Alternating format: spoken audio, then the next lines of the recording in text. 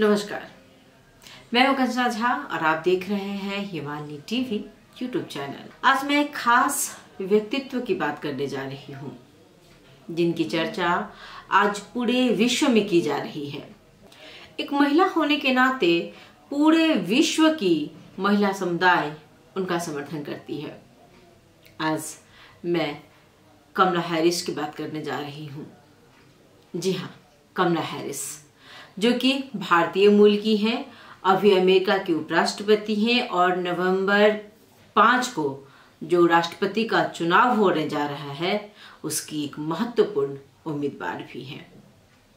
विश्व के सबसे पुराने लोकतंत्र, जी हाँ, विश्व की सबसे पुरानी लोकतंत्र है जो कि एक इतिहास रचने की तैयारी में है। जनता भी चाहती है कि इस बार कमला हैरिस ही अमेरिका की राष्ट्रपति बने। यह हम सबके लिए बहुत ही गर्व का विषय है, क्योंकि बहुत कम ऐसा होता है। अमेरिका ऐसे देश में एक सर्वोच्च पद पर बैठना मामूली बात नहीं है। इसके लिए उन्हें बहुत मेहनत करनी पड़ रही है। अपनी दक्षता, अपनी विद्वानता, अपनी सूझबूझ का परिचय देना पड़ता है, तब जाकर कोई आपको स्वीकार करता है। उपराष्ट्रपति के पद पर उन्होंने एक अच्छी छवि का निर्माण किया, जो बाइडेन का साथ दिया और एक अच्छी दोस्त बनी। महिला सशक्तिकरण की बात तो सभी करते हैं, लेकिन उन्होंने करके दिखलाया है। असल में ये है सशक्तिकरण। जिस तरीके से उन्होंने ट्रंप को जवाब दिया, उसने अमेरिका के साथ ही विश्व के लोगों का भी मन जीत लिया है। एक बहस के दौरान कमला हैरिस ने ट्रंप से कहा कि आपको पता है आप किसके खिलाफ लड़ रहे हैं? आप जो बाइडेन के खिलाफ नहीं, आप कमला हैरिस के खिलाफ लड़ रहे हैं। इतनी मजबूत प्रस्तुति थी उनकी, जो उन्हें पर्दे पर देख रहे थे सभी की आंखों में एक अलग सी चमक थी। कमला हैरिस को लेकर के लोग उन्हें अमेरिका के राष्ट्रपति के पद के रूप में देखना चाहते हैं। यहाँ कोई ये नहीं देख रहा है कि वो एक महिला है या कोई पुरुष है। ये लोग उनकी दक्षता को देख रहे हैं, उनकी सोच को देख रहे हैं, उनके आत्मविश्वास को देख रहे हैं, अमेरिका को लेकर के आगे के आगामी दिन की जो उनकी योजनाएं हैं उसे देख रहे हैं।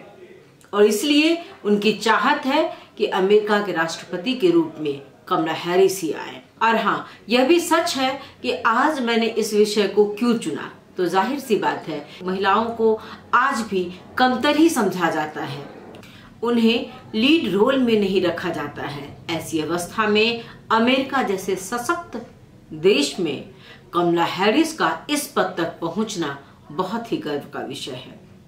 वैसे प्रधानमंत्री तो बहुत से देश में महिलाएं बनी हैं, लेकिन राष्ट्रपति के रूप में सबसे पहला नाम नेपाल का ही आता है, जहां पहली महिला राष्ट्रपति विद्या देवी भंडारी थी।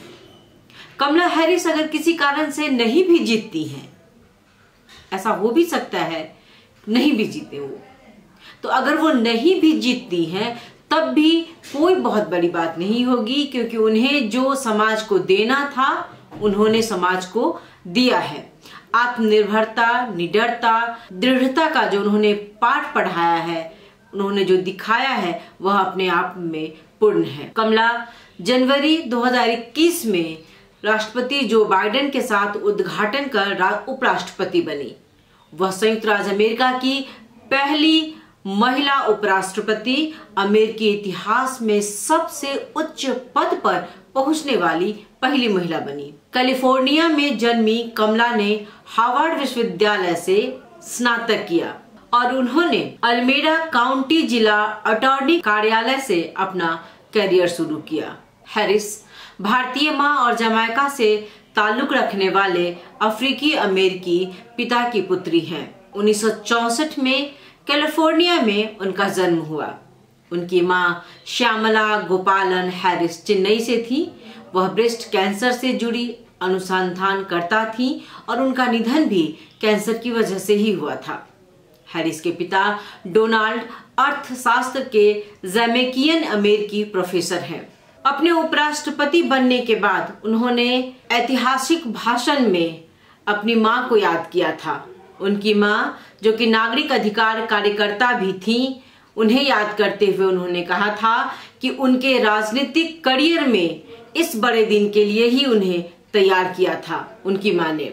उन्होंने यह भी कहा था कि वह उपराष्ट्रपति पर सत्तासीन होने वाली पहली महिला हो सकती हैं, लेकिन वह अंतिम नहीं होंगी। हैरिस ने कई मिसालें कायम की हैं। पूर्व अमेरिकी राष्ट्रपति बराक ओबामा के कार्यकाल में वह फीमेल ओबामा के नाम से बहुत ज्यादा लोकप्रिय हुई थी, लेकिन यह फीमेल ओबामा वो यूं ही नहीं बनी थी। कमला ने अपने बचपन में ही पिता के प्यार को खो दिया था। 7 साल की वो रही होंगी तभी उनके माता और पिता का तलाक हो गया था और वो दोनों बहनें, यानी माया, उनकी छोटी बहन का नाम है, दोनों ही अपनी माँ के साथ रहने लगी थी।